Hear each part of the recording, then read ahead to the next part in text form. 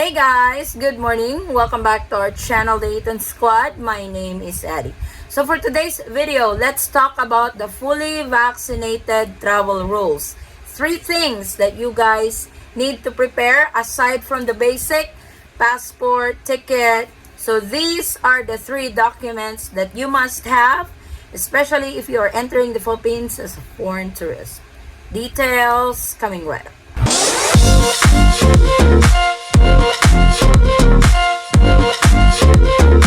So as mentioned, aside from the very basic document that you need to have with you when traveling internationally, first you have to have a valid passport with at least 6 months validity in it, and of course your ticket.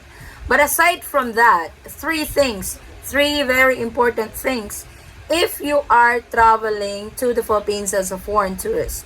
This is your 3 important must-have documents to have with you to enter the Philippines as fully vaccinated. But before we proceed to that, let me talk about the fully vaccinated status, because I get a lot of questions like, I only got the 2 doses of the COVID-19 vaccine. Am I fully vaccinated? Hey, I got the 2 doses plus the booster shot. Am I fully vaccinated?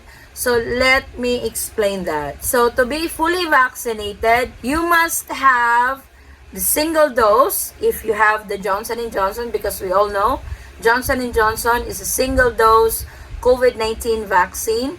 So when you have that, 14 days after you have the single dose of the Johnson & Johnson, you are fully vaccinated. Now for the 2-dose series of COVID-19, these are Moderna, Pfizer. So the rule to this is you must have the second dose, and 14 days after that second dose, you are fully vaccinated. That is how they qualify a traveler to be fully vaccinated. So I hope we are clear on that department.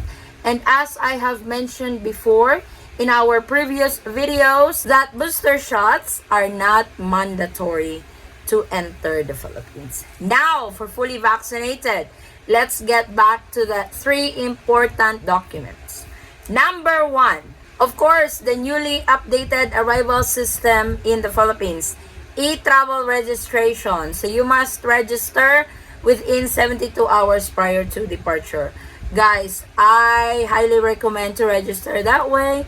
When you arrive in the Philippines, you just have to go through with other process, and you don't have to stand in line to register with e-travel. If you can register before you leave your country of origin, please do so. That will save you a lot of time when you arrive in the Philippines. Second must-have document is your vaccination card. Since this is for fully vaccinated foreign tourists entering the Philippines, you must show your vaccination card.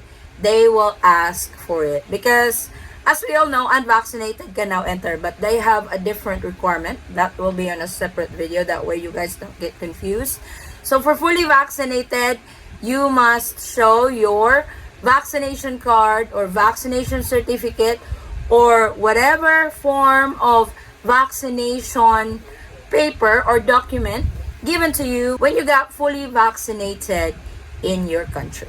And the last and the most important must-have document for a foreign tourist entering the Philippines is your return ticket or your throwaway ticket or your onward ticket or your outbound ticket to your next destination. I know there's a lot of name of it, but it only explains one thing.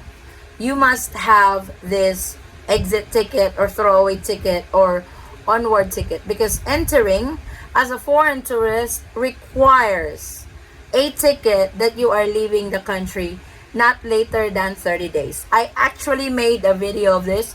If you guys need to know the explanation why the Philippine government, or particularly the airline, is requiring this for foreign tourists entering the Philippines, please watch that video. I am going to leave the link in the description box. That way you guys will have more understanding of it, especially to those that don't know that they must have that ticket. Because if you have the one-way ticket and entering the Philippines as a tourist, the airline may deny you from boarding because it is required. So make sure to have those documents, guys, when you fly to the Philippines. Now it's down to 3. Before it was around 7 documents, 8 documents. Not anymore this time. The Philippines is somewhat going back to normal, and this is what they are asking when you check in at your ports of origin. So heads up, foreign nationals entering the Philippines as a foreign tourist. So like I said, aside from the basic, your passport, please, this is very important also. Your passport must be valid for at least 6 months. For example, if you're flying in the Philippines in January of next year, then your passport is expiring in May of 2023, this same year. That is only 5 months. The airline will deny you from boarding because your passport is not valid. Though you say, hey, I still have 5 months for it.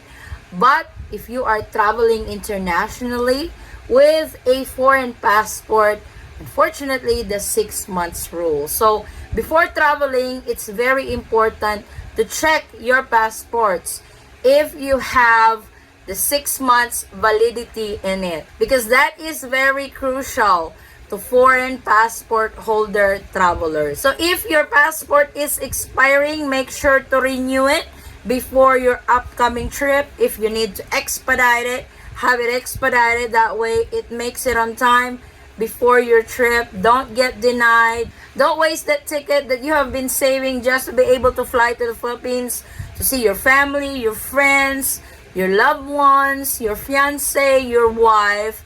So make sure all those documents, make sure that passport is valid before you fly. I also want to add, because I get asked of this question a lot, if travel insurance is still required. The travel insurance has been lifted for a while now, and it has become optional to all travelers to the Philippines. So it's really up to you if you still want to purchase travel insurance for your own peace of mind. In cases of emergency while you are on vacation in the Philippines, I highly recommend it to have travel insurance. There are a lot of travel insurance, legitimate travel insurance that you can purchase when traveling to the Philippines. Sometimes airlines are also offering it. So if you guys have extra money to buy travel insurance, I highly recommend. But this is not mandatory. This is not a requirement. This is not part of the requirement to enter the Philippines. This is now optional to all travelers. So if we have foreign nationals who just entered the Philippines as a foreign tourist very recently, especially to this new portal, the e-travel registration. If you guys are around, please share your experience. What are the documents that you guys were asked? Because there are some airlines who doesn't even ask for the return ticket or the exit ticket. Some airlines don't even ask for the vaccination card and stuff. It really varies on who is entertaining you that day. But if it's me as a traveler, I will prepare all that must-have documents just to be on the safe side, because you don't want to be turned away because of that one document. So please, if you guys just arrived in the Philippines, kindly share your experience, and I really appreciate it, guys. So this is our quick travel update for today. Thank you guys so much for watching.